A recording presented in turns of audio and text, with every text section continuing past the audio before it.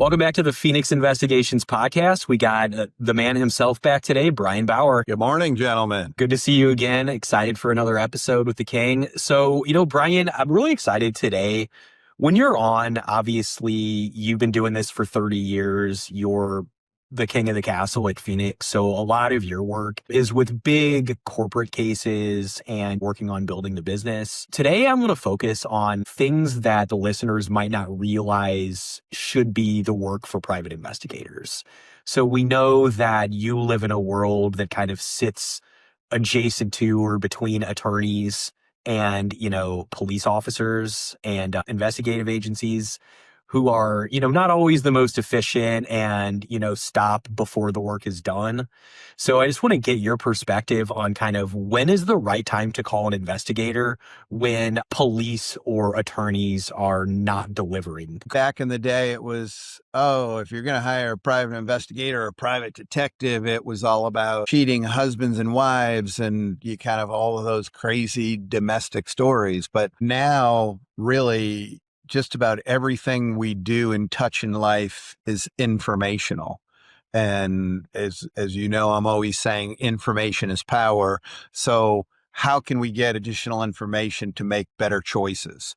And so we are just seeing just a full gamut from very vanilla domestic types of cases that are really important to loved ones and having that information and making a determination, all the way to internal corporate embezzlement and really everything in between. So, and I'll give you an example of just an investigation last week that Janet, who's been on this podcast, is one of our investigators working on special investigations, got a call from a family. This family lives out of state from their dad. Dad just started to kind of have early onset of dementia, but it was still driving, still kind of getting around. And all of a sudden, just last week, grandpa goes off the grid and he just can't be found. They're looking for him. They're calling everywhere. They call us in a panic and say, hey, this is a missing persons. We called the police.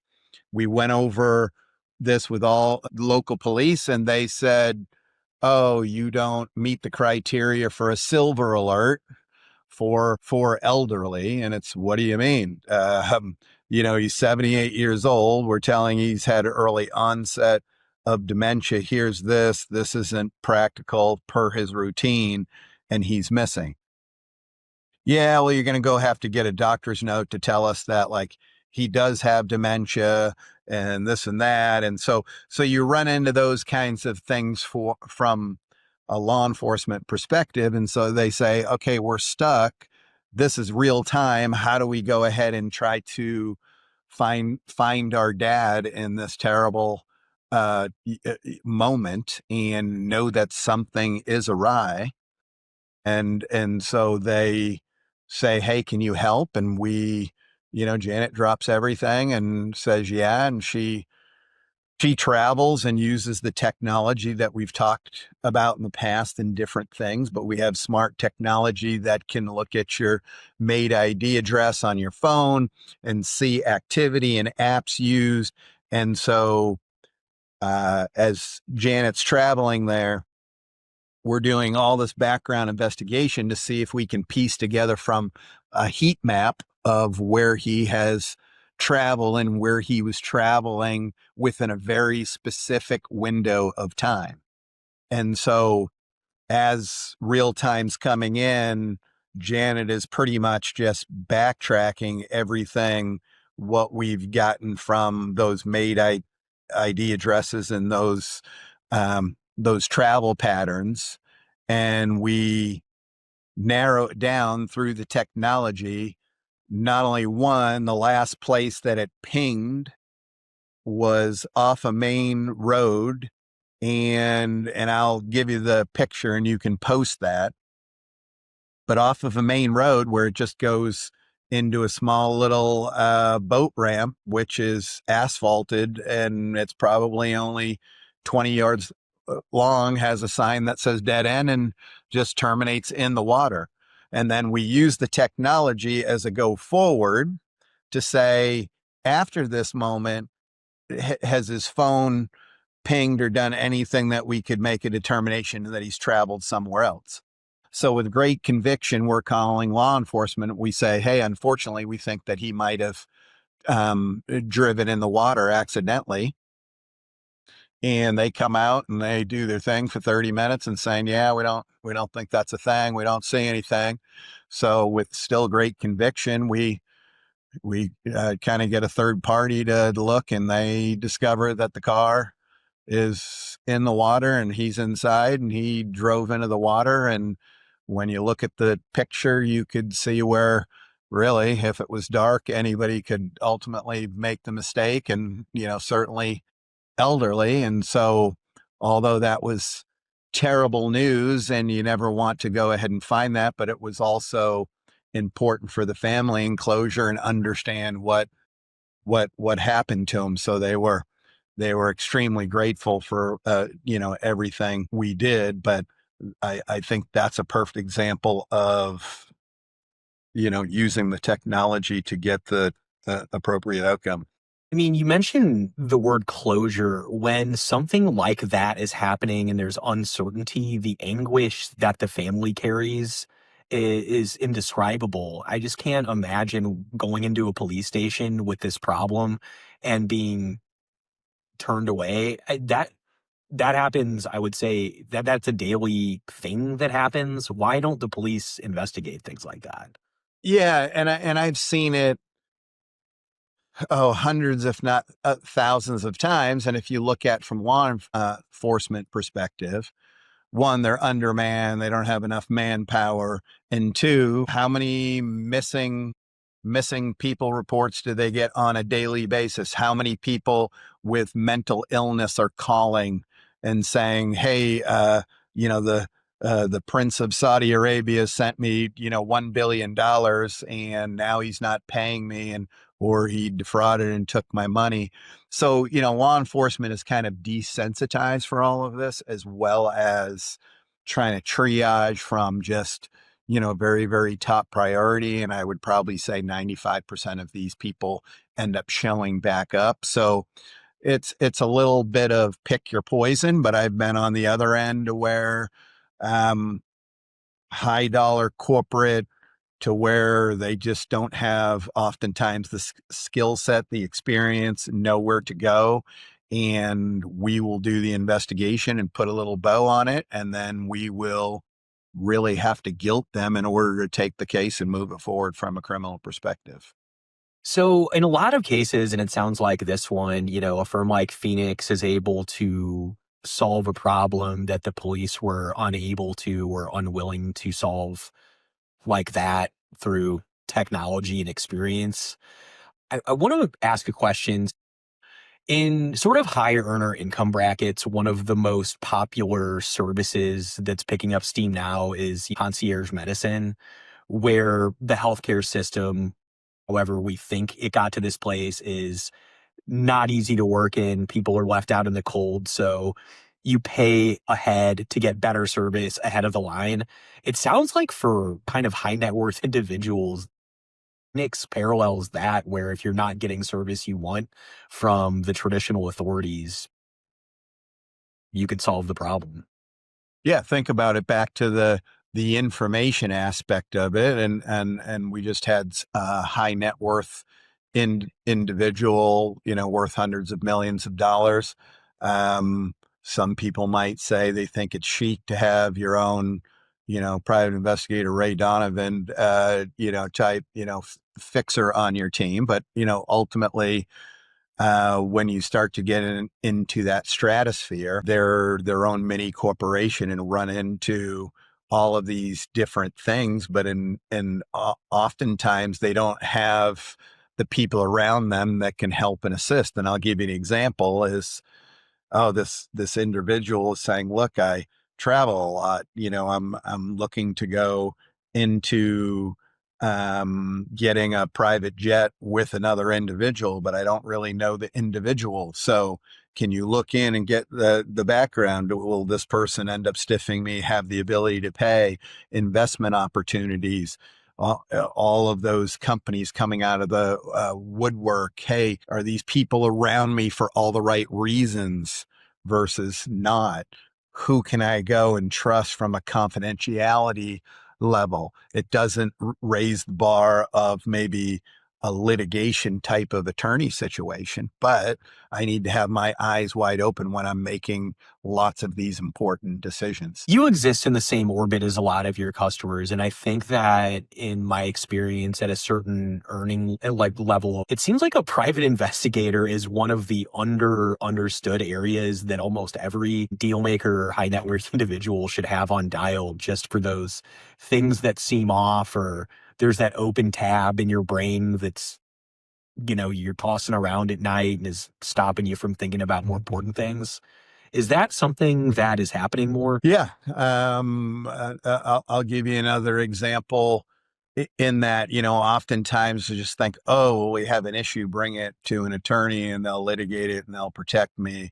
But in reality, there's just some things they can't obtain, whether it's through discovery or anything else. I'm not sure if I shared with you a high-level CEO that was decapitated by a helicopter. No, I would definitely remember that. Okay. Well, this was several years ago, but one of the highest paid execs in the country stepped off their helicopter.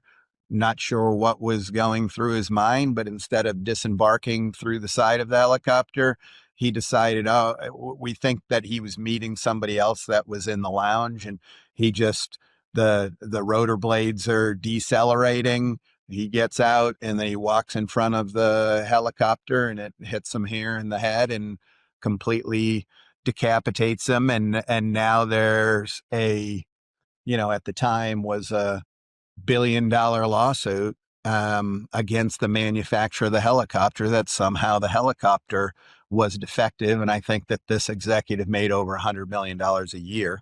And so there was a big litigation and a fight of, wow, did the helicopter do what it was supposed to do? And of course, everybody, wants to blame everybody else.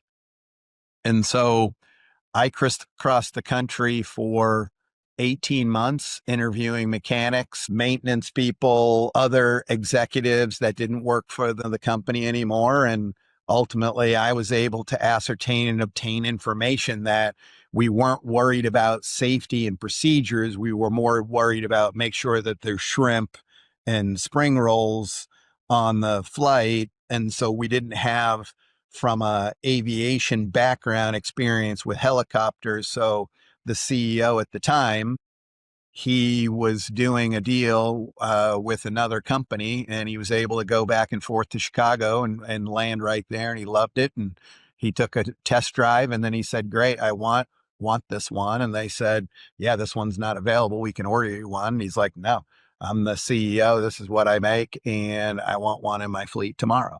So, that was something that ultimately was incorporated in their fleet fighting. And then I was able to not only find all of these star witnesses, but when I would show up in a different city and that team of 10 attorneys was getting ready to depose and they would see me in the lobby, you could just see the flush over their face of like, shit, he got to another one.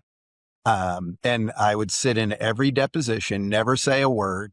I was a prop, but more importantly, the prop to know that that person that I interviewed ultimately can't back up from his story, because the guy who interviewed me, who gave an affidavit of the facts of the situation, is sitting right there next to me. We won outright and didn't pay ultimately $1 for $1 billion exposure, and had a few of the attorneys on the team say, Brian, no matter how much litigation and things we would have done, we would have never got this verdict without the information and witnesses and things that you found. It's a secured outcome, and there's no governmental jet set around the country shaking down mechanics and doing interviews and assembling that extremely complicated story that supports litigation of that size.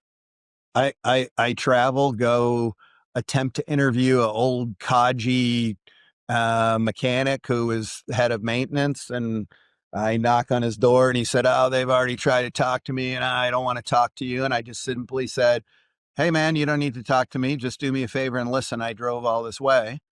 And as I start to say, hey, they're kind of trying to blame the mechanisms of the helicopter and this and that. And he said, God damn it, it wasn't the helicopter. They killed that guy. Right. And then I'm immediately not trying to smile ear from ear. Yeah. Right. And I just try to befriend him a little more. And he invites me in, and we have this, massive interview where he proceeds to tell me that they didn't have experience and they didn't do it, and from a maintenance and cutting all these different corners. And so I got him as a star witness. Days before the deposition, he calls me and says, hey, just want to let you know, ultimately, I'm not going to be able to testify because I have a heart condition. And my doctor said, oh, this might be too stressful. And I think it was just he was having a little bit of cold feet. And so just unsolicited, I said, look, hey, your health matters to us. Here's what I'll do for you. I'll have a nurse sitting out in the lobby anytime you want to take a break, check your blood pressure, what have you, make sure that you're okay. And he said, oh, you would do that for me? And he said, yeah, absolutely. He shows up. We do just that. We video his deposition. Um, and and at the end of the whole deposition, I'm sitting there and the attorneys are for the other side scowling, looking at me, and they ask the old guy one question. I have to ask you today, did Mr. Bauer promise you anything to be here today? And the old guy thinks and he says, well, matter of fact, he did. And all the attorneys sit up in their chair and they're all wide eyed. And I'm looking at this attorney like, come on, man, really? And the old guy said, well, he promised to pay for my parking today. And then everybody's deflated and back in their chair. Like I brought a briefcase full of money to the guy in order to, testify. So, without getting into too much detail and keeping it a little vague from the confidentiality, those types of cases are a lot of fun. That case was a lot of fun. I'll never forget. I'm at the urinal, using the bathroom in between breaks on the deposition. And one of the head attorneys comes in and he said, while I'm taking a leak, oh, you're having fun with this. You think this is fun and games? And I said, yeah, I'm having a great time kicking your ass. Yeah. Sidewalk one side and down the other, and it's not going to end anytime soon. Yeah. And Turns out being on the winning team is a lot of fun.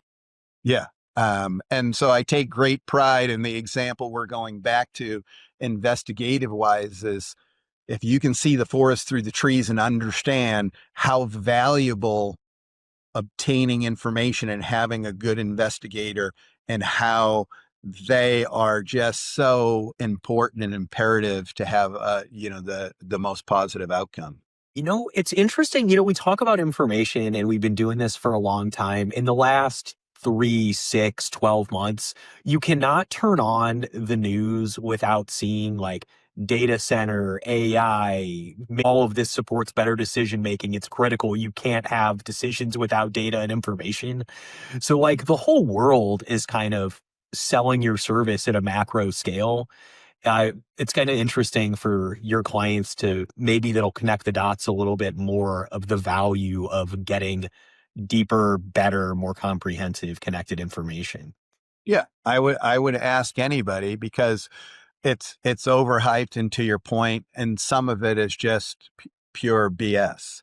So I would ask you in that example that I just gave, and that mechanic working on the helicopter and gives me that information, tell me where I would find that in AI ever.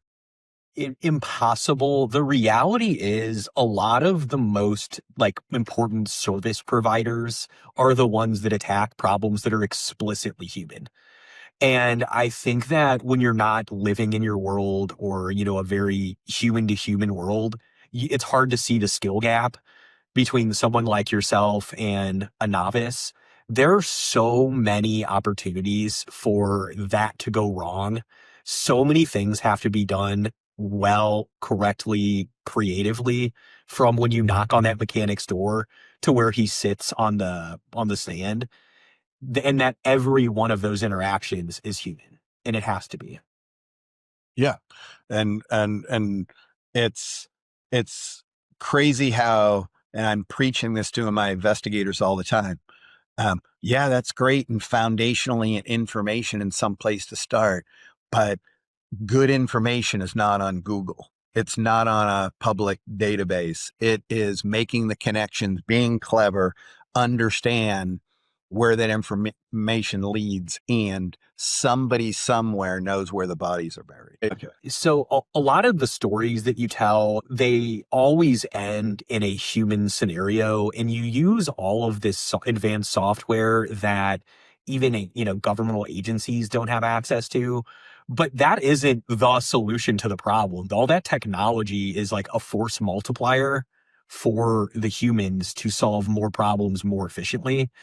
It's just an interesting, every problem starts with a human and ends with a human, and then the technology in the middle just makes it more productive and faster and more accurate. Yeah, 100%. Maybe it makes it better for Uber Eats and you get your meal a little quicker, faster. I don't ever envision there's going to be an Uber investigations portal where it's going to go ahead and give you your fast food, fast investigation there, hot and ready. No, I don't think the drone is going to interview the mechanic. Yeah. And so even technology and other investigations I've had in the past, this was a few years back where this individual worked for a large ATM company. And what do you put in the ATM? You put cash in the ATM, bricks and bricks of cash, right? So I think the average ATM holds something like 40K or something. And so, imagine that times, 2,500 ATMs that you have on your route, right? And so it's millions and millions of dollars. And so as we were doing this investigation, this individual was over the safe room. He was over and managing, and he would get 20 million in from the bank, and he would distribute that, and they would take that from the safe room and with their guard trucks and go and fill. But ultimately what had happened was one of their big accounts was casinos, and the casinos closed during COVID, which when does a casino close? Never. Yeah. And so during COVID, it closed. And then all of a sudden, there was this massive shortage of cash because, hey, as you go and collect the money from the ATM, it goes back to the bank, and then the bank gives you new money per your lines of credit, and you keep flipping it and how you keep it straight. But a long story short, this individual began to steal bricks and bricks of cash backpack. We were brought into the investigation, but he kept on continuing to tell, oh, the safe is broken and we can't get into it and the door won't open.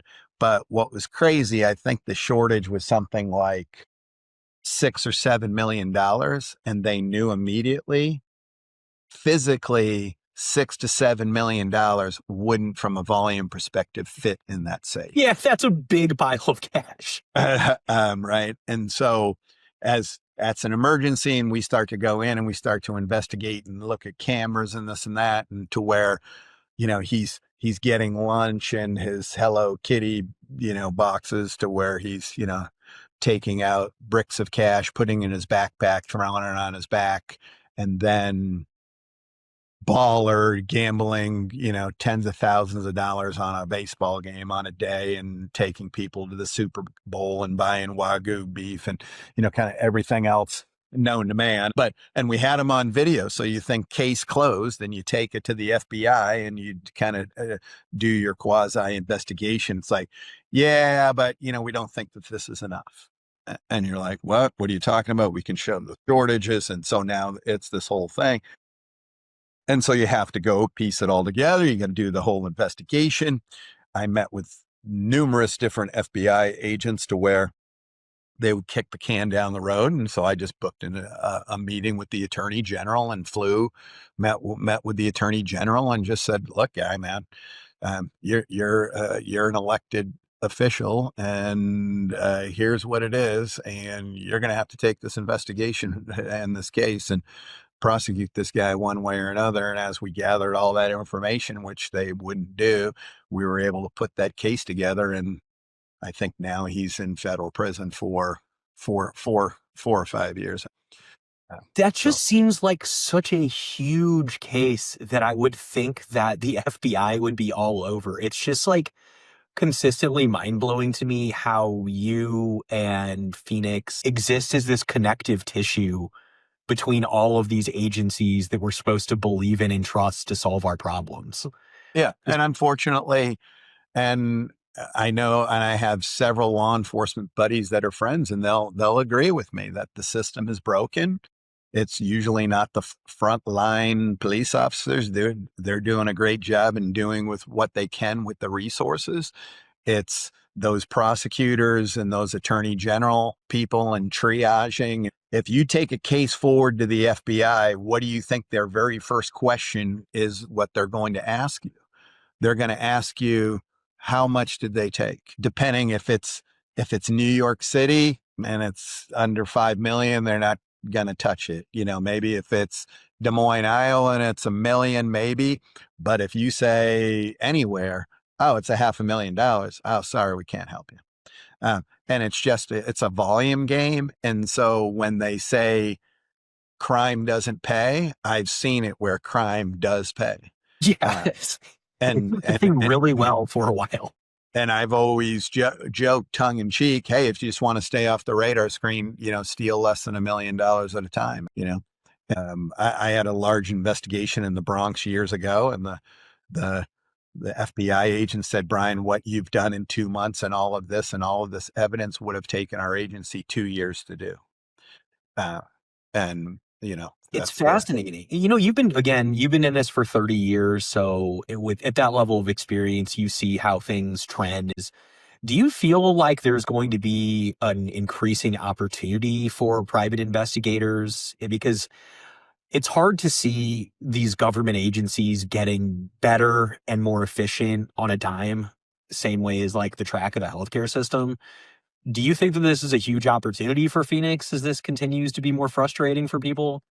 Yeah, it's a good question, one that I hadn't really pondered, but I do believe the new investigators will lean too heavily on technology, and they will miss a big part of what the true framework of an investigation is, and understanding more.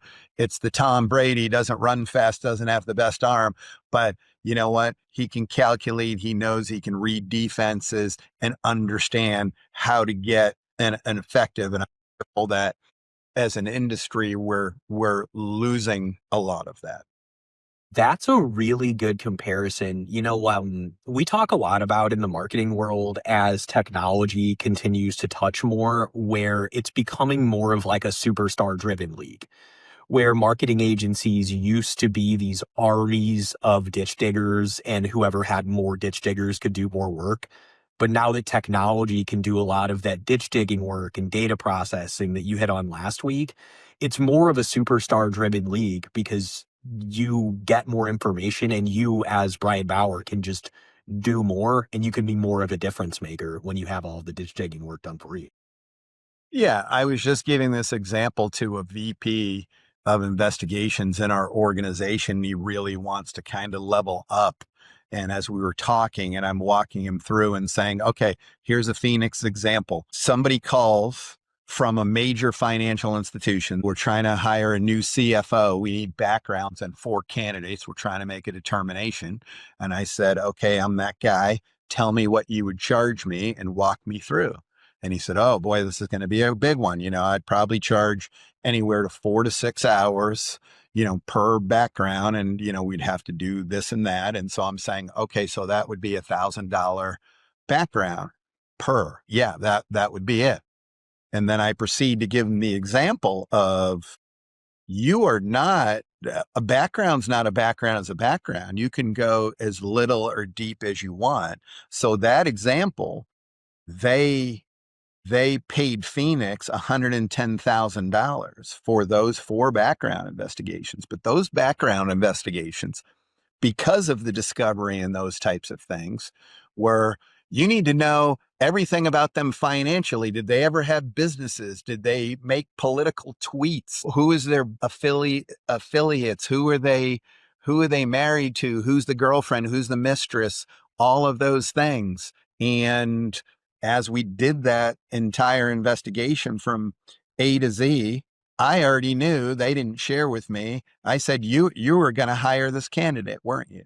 And they're like, oh yeah, please, Brian, don't tell me that that's the one guy. And I'm saying, yeah, he's a train wreck. He's filed for bankruptcy twice. His girlfriend is a crazy zealot. And here's all the posts and here's where he's traveling. And if you want him to be captain of the ship financially over $500 billion, right? And then, so it's like, no, this is what you hired us for. Here's what it is. I'm not here to make a determination who you hire. I'm just here to give you the information, and you're still going to make the decision. And they ultimately hired another person, was grateful, thankful. And in the investigative space, people would say, how on earth would you charge six figures for something like that? And I'm saying, how on earth could you get to the bottom and have enough information where you're dealing with a $500 billion company and they're spending more than that on a pizza party for their right? And so what ultimately is the most important? So this is where my example is, it's lost on other investigators because they want a sheet. They want to be able to say, oh, it's $500, this vanilla or chocolate. Ultimately, a background's a background's a background, right? And it's not the case. It's the same thing, the example I gave you with Janet. That locate to find this missing person was thousands and thousands of dollars. Family, although tragic, was very appreciative that we were able to do it and get the result. But many companies say, oh, to try to locate this poor guy, we'll charge $800, right? And so they're just missing the whole point of what is the value, what is the importance in understanding hitting the bullseye per that mission. This is a challenge, I think, in a lot of industries, especially service industries, where a lot of people are green and are surrounded by similar peers.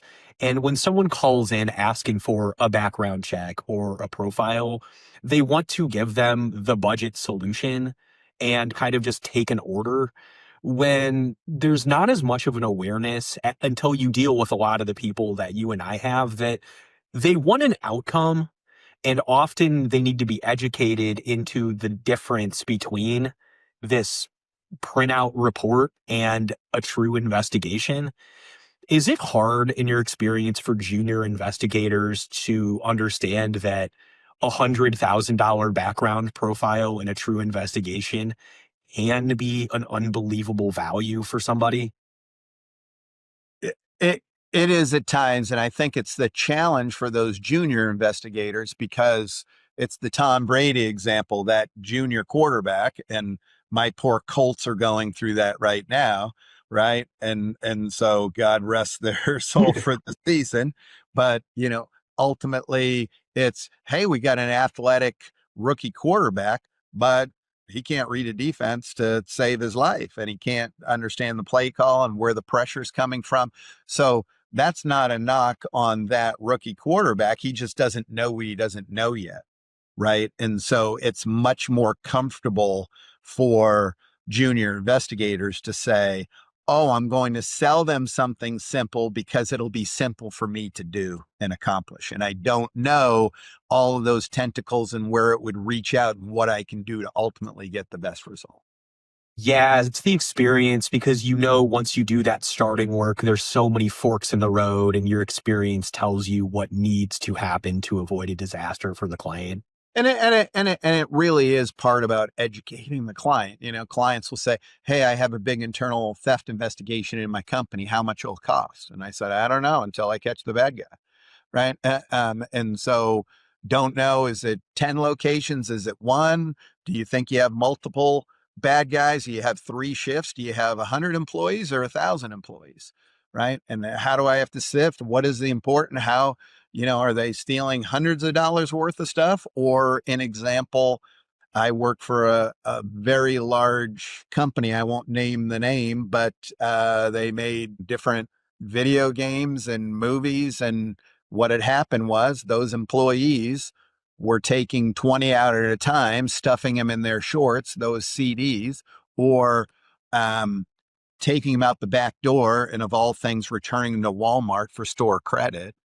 But what was happening is that intellectual property that was on that next crazed video game that's coming out, they would sell it in the open market. China would get it, go ahead, can't secure their intellectual property. Now there's all these bootleg copies of this before the game is even released. Disaster. Now, keep in mind, it's 10 cents for each disc in the data that's on that disc.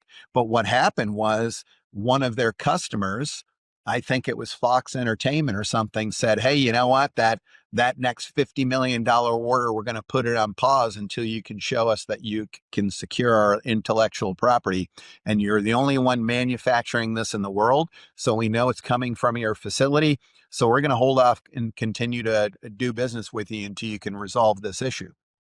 Well, okay, the piece of plastic and what they were stealing, had very little value. You're throwing them away because you printed the screen wrong on the video game itself, and you're just scrapping those and redoing. So lots of people were viewing like, oh, I can use it for personal consumption. But as they start taking 10 and 20, becomes 50 and 100, and now it's organized crime. And so if you're that company and that value, are you concerned about an investigation's going to be 50 or 100 grand? No, you got to get that $50 million, that contract back, plus the other things that you were doing with this company. So money's not even an option. What the option is you got to get the result, right? And so a month later, and having the CEO put his arm around me and saying, hey, Brian, I really appreciate you're doing such a good job, but make sure you leave me some employees to actually manufacture these things at the end, right? Since they did DVDs and movies, they had one building connected to the other over a 4-lane highway. And it was this running joke of, oh, if you were called by your supervisor to go talk to the investigators, you had to walk the green mile, because you were walking the green mile because whoever came over was never going back. Right. And so,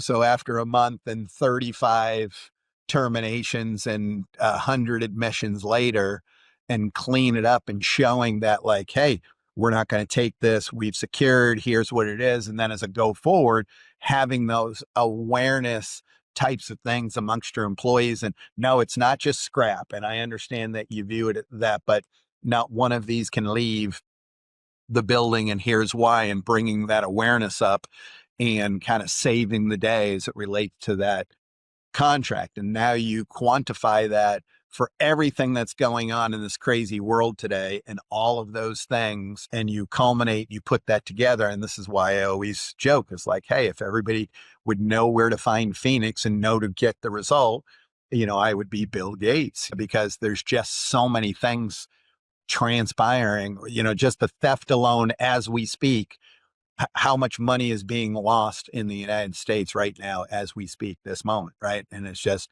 massive. Law enforcement oftentimes can't help. Where do we go? Where do we turn? How do we resolve this? How do we stop the bleeding? From a litigation perspective. So just really in everyday lives and what we do, watch anything on the news and put your head to it and say, boy, they need to investigate this. There's just so many things that are going on that there's such a need for what we do, and certainly experienced. No, it's crazy. And just by the nature of the work you do, there's anonymity and confidentiality, and discretion is so important. You're really not able to put out into the world all of the things that you do. I'm just stuck on this example of every family who has gone through a relative getting cancer or something. At the point it starts to become terminal, everybody in the family is ready to exhaust every option, every alternative healing. Everyone's ready to empty their bank accounts, to exhaust every resource to stop it. And I think that people in business or in professional life don't know what exhausting every option is. And until you've called someone like yourself, you have not come close to exhausting every option.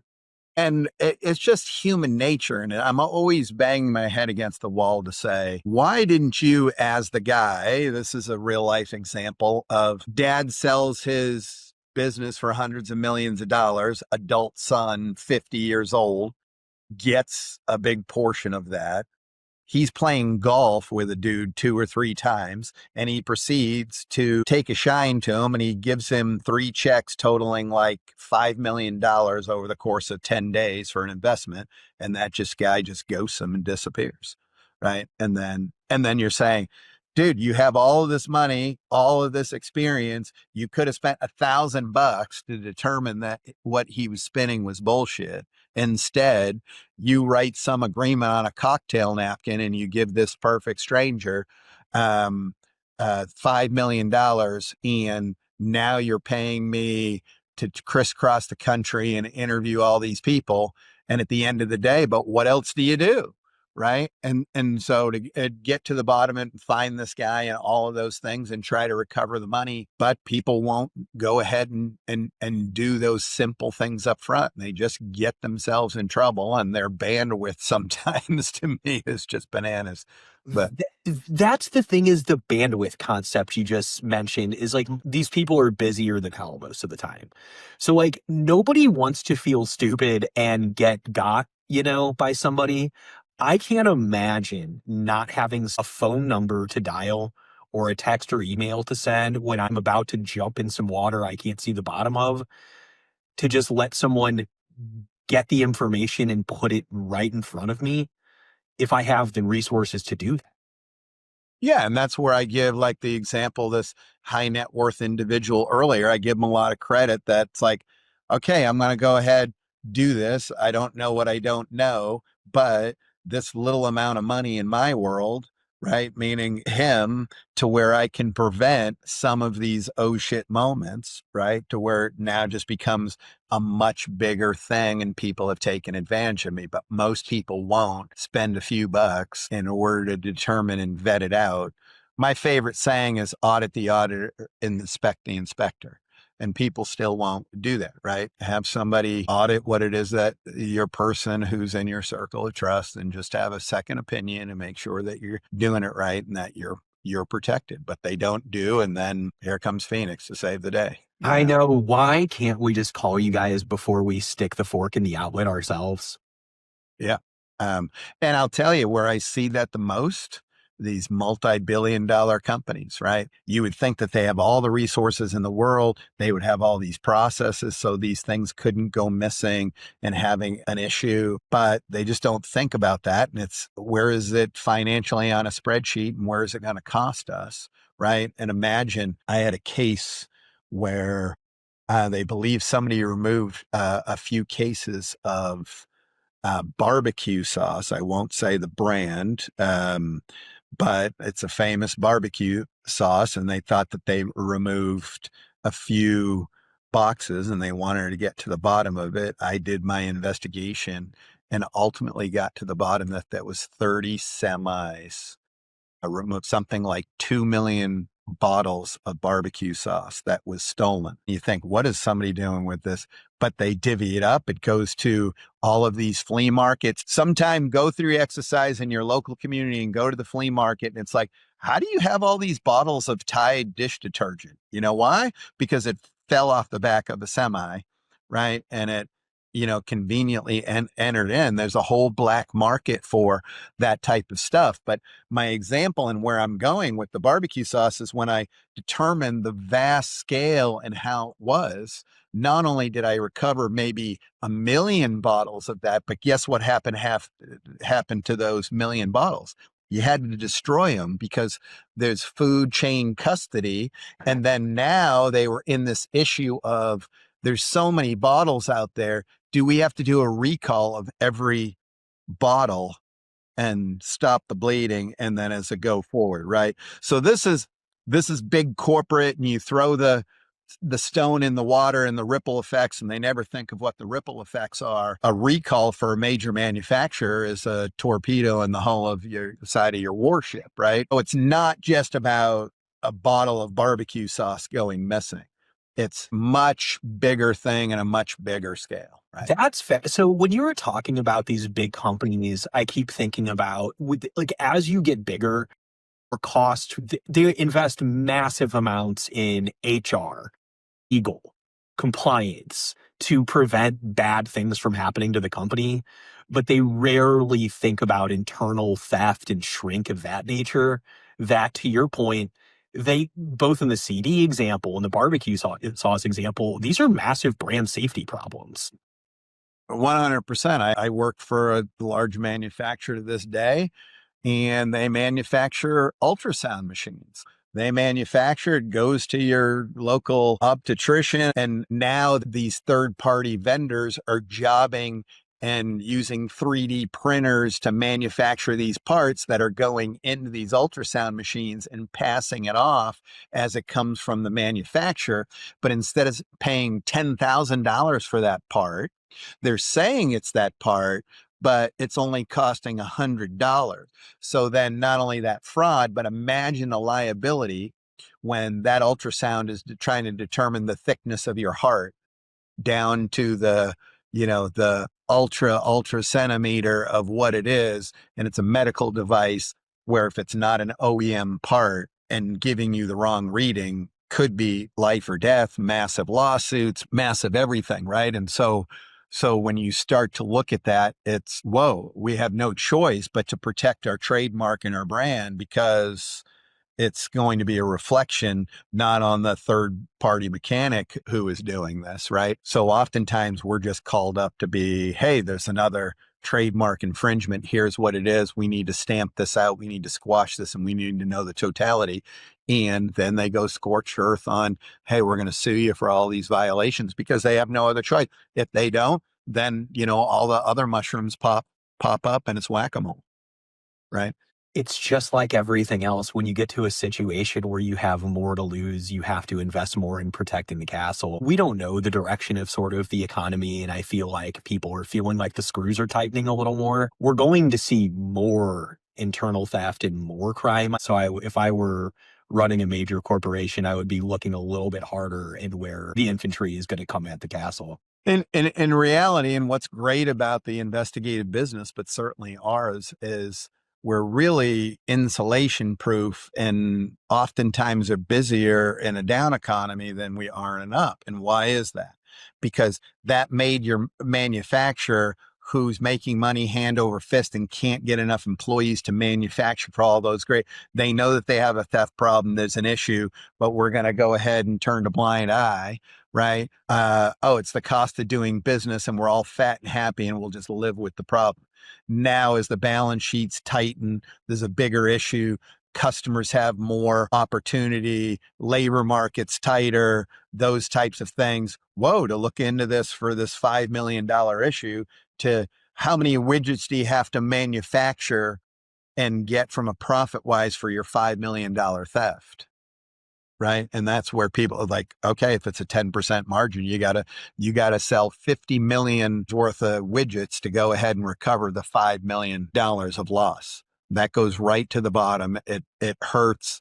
And even in assets and, there's a lot of defaults and people walking away from massive commercial properties where their rents are in the millions of dollars a year and just walking away from it. These huge defaults, people defrauding people and needing that money. It's a lot like death and taxes. It's never going to go away, and you're always going to need to do it and get the information and it's always going to be there. And unfortunately, there's just going to always be people that will take advantage of others.